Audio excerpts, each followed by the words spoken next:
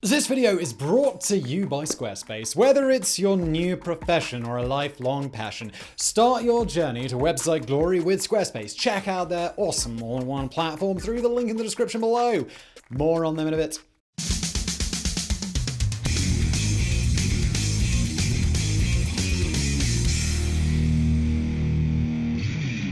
It is a ship which was once the envy of the world, a gleaming leviathan motoring back and forth across the Atlantic at a record-breaking speed, a record for a passenger liner that still holds 51 years after it last sailed. The SS United States was the pride of the nation when it took to the seas in 1951, a true pearl that was inspired by classic British liners, the RMS Queen Mary and Queen Elizabeth, which visited the American shores frequently during World War II, and which carried many thousands of men back across the ocean to take part in the epic struggle to liberate Europe. The story of the SS United States is both short and also long, in that it remained at sea for only 17 years, but has, for the last 51 years, passed through a series of different locations and owners and regularly seemed on the verge of either making a comeback or being scrapped for good. America's failed ocean liner currently sits beside Pier 82 on the Delaware River in Philadelphia, her paint chipped, her skeleton slowly rusting. A true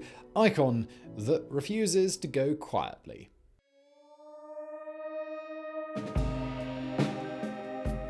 The tale of this boat begins over a century ago with a man by the name of William Francis Gibbs. Disillusioned with life as a real estate lawyer, Gibbs quit law in 1916 to focus on his dream, building the fastest ship in the world. But the fact that he had next to no experience in this field didn't seem to put him off, and his enthusiasm managed to capture the attention of J.P. Morgan Jr., one of the directors of the International Mercantile Marine, IMM, who agreed to finance his project. The American entry into World War II derailed this endeavor as the IMM soon backed out. However, while the war may have scuppered his ambition of building his own ship from scratch, it did bring the next best thing. The German SS Vaterland, a 54,282 gross ton passenger liner, had arrived in New York shortly before the outbreak of the war. Considering the dominance of the British Navy at the time, it was deemed unsafe to leave, and in 1917, the ship was seized by the US government. It was first renamed USS Vaterland, and then, on the recommendation of President Woodrow Wilson, it was changed to USS Leviathan. So, what does all of this have to do with Gibbs, I hear you ask? Well, guess who was placed in charge of the renovation? After the war, Gibbs and his brother formed a company, Gibbs and Cox, in 1922, and began work designing their own ships, which culminated with SS America, which was launched on the 31st of August 1939, the day before Hitler began bulldozing his way into Poland. The speedy ocean liners that Gibbs had envisioned were now no longer needed, but as the war progressed and U-boats began inflicting terrible losses on the merchant navy, he redirected his efforts to design a merchant ship that could be built quickly and efficiently. The result was the Liberty ships. Now, we've already done a video on the Liberty ships, so I won't go into more detail here, except to say that they may well be the most unsung heroes of World War II, so, well, when you're done with this video, please do consider giving that one a watch.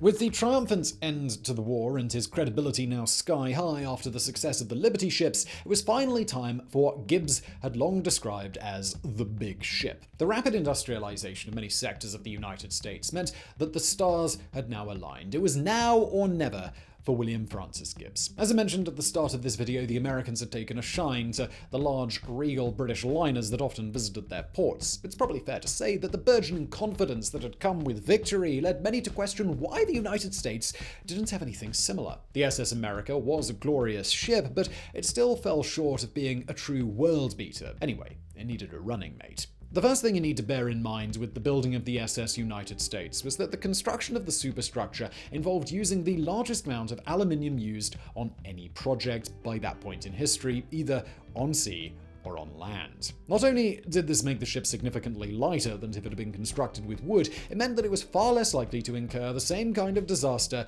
as the SS Normandy, a French liner that had caught fire in New York Harbor and sunk in 1942, a visual memory that seemed etched into the mind of many during design deliberations. In fact, not only was the superstructure not made of wood, but practically every part of the ship, including accessories, decorations, and interior surfaces, were either aluminium, glass, or other kinds of metals. The mahogany grand pianos were were only allowed after a demonstration in which they were doused in petrol and then ignited. The pianos themselves did not catch fire. The only wood that was otherwise permitted on board the SS United States were the wooden chopping boards located in the galley. To comply with US Navy guidelines, the ship was to be heavily compartmentalized, which in theory meant that it would be safer in the event of an accident at sea, and its hull, which was mostly prefabricated, would eventually be composed of 183,000 different pieces. Lastly, the United States government had agreed to fund 2/3 of the construction cost with one condition: that it would be used as a troop transport in the event of war. It had to be able to be converted into a ship capable of carrying 14,000 soldiers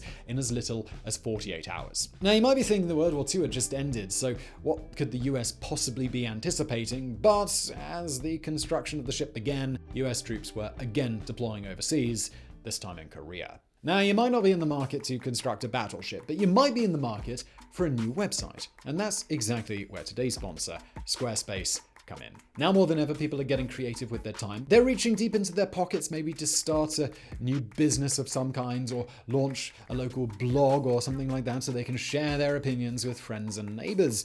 The world really is yours, and Squarespace is the perfect web tool to help you fashion it into whatever you like. It's the platform to use when you're ready to get started on that web project that you've been thinking about. Are you looking to get in and out quick without thinking too much about what your website should look like? Well, use one of their quick, beautiful templates to make a website that's fresh and for you right out of the box. Or maybe you're more of a hands-on person. You've got lots of opinions and ideas about what exactly your site should look like. Squarespace gives you all of the customization options you could ever want, with no updates, no patches, no technical BS to worry about. Once you're done setting up your website, tinkering with the design if you're so inclined, or maybe just playing with the colors, there are many extra features that Squarespace can provide so that your website can thrive. Email campaigns, patronage portals, social integrations, member-only areas, analytics, commercial options, 24/7 customer support. It's everything you could ever want in one place. And look, this isn't just another advertiser partnership for me. When I launched our website for mega projects last year, I went straight to Squarespace and I used their platform to create an elegant, super functional website. So easy.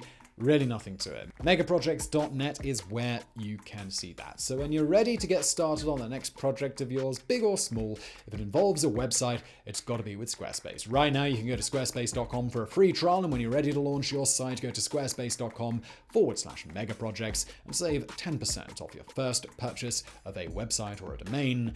And let's get back to the briny sea.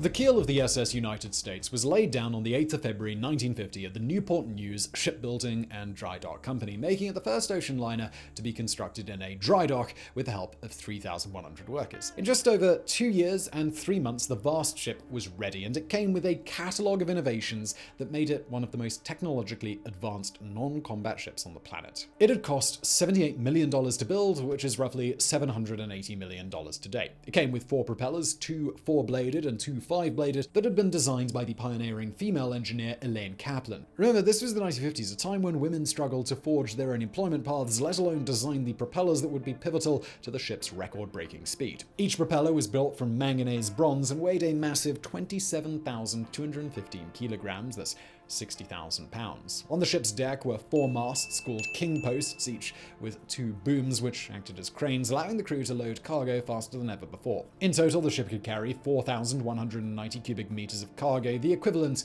of 37 modern semi-trailers. The 2 giant funnels were the highest ever to be installed on a ship, 19.8 meters in height. They are equal to a 6-story building and come with wings located at the back, designed to deflect smoke away from the passengers on the decks below. If you look closely, you'll notice they are at a slight slant backwards, which was said to give the ship an air of motion. They are also asymmetrical, meaning that the funnel behind was slightly smaller, and impressively, they even went to the trouble of calculating the percentage of red, white, and blue paint needed to keep it all neat and tidy. In case you're interested, the forward funnel was 75% red, 10% white, and 15% blue, while the aft funnel was 70.8% red, 11.7% white, and 17.5% blue. As you might expect, with this new air of safety, there were ample lifeboats to go around, which contributed to the ship often being referred to as the safest ever built. The 24 lifeboats boats and additional small rafts could hold 4,060 people, over 1,000 more than if the ship was at 100% capacity. Somewhat coincidentally, one of the lead investors in United States Lines, which had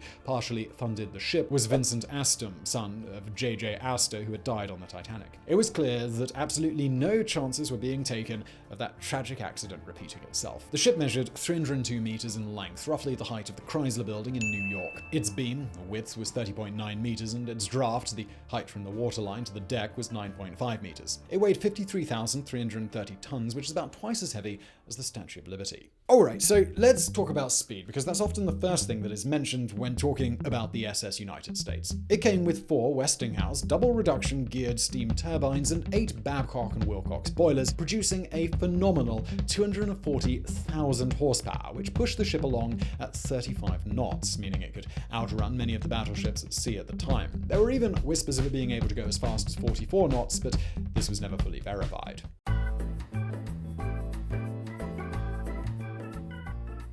As you might imagine, with power like that, the ship began life at a thunderous speed. On July 3rd, 1952, the SS United States steamed clear of New York Harbor and set a course east. At the helm was Commodore Harry Manning, a well-known personality who at one point acted as a pilot for Amelia Earhart. Those involved with the ship's launch had been careful not to let talk of a record-breaking crossing get out of hand. On the first day, the ship encountered a fog bank, but once clear of it, Commodore Manning ordered the ship's engines to be increased to full power, and the SS United States roared into life. She arrived in Britain 3 days, 10 hours, and 40 minutes after leaving New York, shattering the transatlantic speed record by more than 10 hours. On the way back, she broke the westbound journey record with a time of 3 days, 12 hours, and 12 minutes at an average speed of 34.51 knots. These were dizzying days for the SS United States as it rocketed back and forth across the Atlantic Ocean. Her 23 public rooms, 395 staterooms, and 14 first-class suites often were filled to capacity, while those on deck could enjoy games such as shuffleboard and deck tennis, with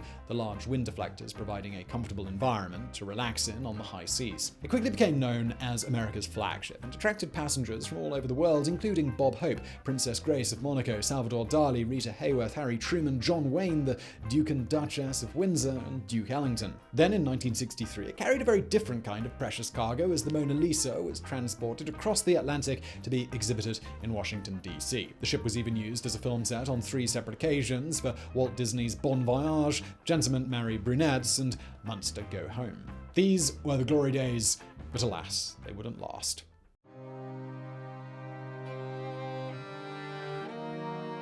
As the 1960s dawned, the role of the transatlantic liner was under threat. The introduction of Pan Am's international flights in 1958 acted as a direct competitor, and though numbers on board the SS United States during the summer months remained high, overall they quickly began to drop. As the decade progressed, things got steadily worse. The popularity of flying really took off, pun intended, while the increasing cost of oil meant that running the SS United States with dwindling passenger numbers became a substantial loss. In 1969, the ship that had been the envy of the world when it appeared in the early 1950s was pulled from service. Over the next few decades, the ship was passed from owner to owner as it waited patiently in Norfolk, Virginia. There was talk of using it as a casino that would be moored off the Atlantic City coast, but it was eventually sold for just $5 million, $33.5 million today, to a company who wanted to use the ship in a timeshare cruise ship format, but again, this plan eventually fell through. In 1984, to pay creditors, much of the interior of the ship and furniture was sold at auction, and the ship itself was sold again, this time for $2.6 million, $6 million today, to a Turkish shipping family. The ship was towed to Turkey, then on to Ukraine, where it had much of its original interior stripped out. It's not immediately clear what's happened at this point, but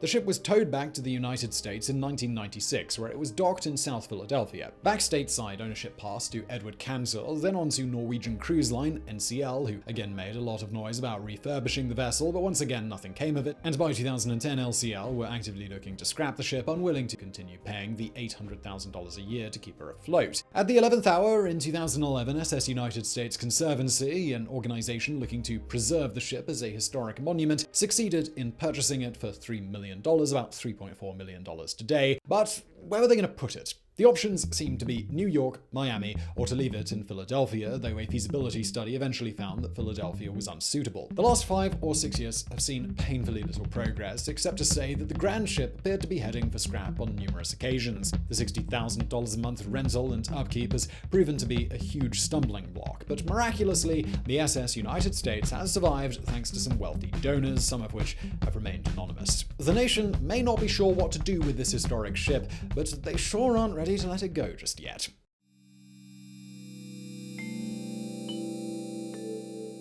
A study done a few years back found that the total cost of putting the ship back to sea would be in the region of $1 billion.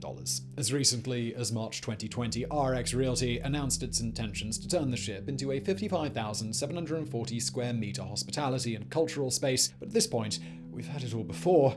Only time's going to tell. The fate of this historic vessel is still very much in the air. It's highly unlikely that it will ever sail unaided again, but there is still hope that this ship might have a second life in it. And on a personal level, we hope it does. This was a groundbreaking ship on many different levels: speed, safety, comfort. It had it all. And it remains one of the last of its kind anywhere in the world, a relic of a bygone era, a time of moving slower, enjoying the sea breeze for days on end, and getting in the odd game of paddleboard between the extravagant dining experiences on offer. This was the end of the golden age of travel. And I really do hope you enjoyed this video. If you did, please do hit that thumbs up button below. Don't forget to subscribe. If you've got a suggestion for a future Mega Projects video, please leave it below. And as always, thank you for watching.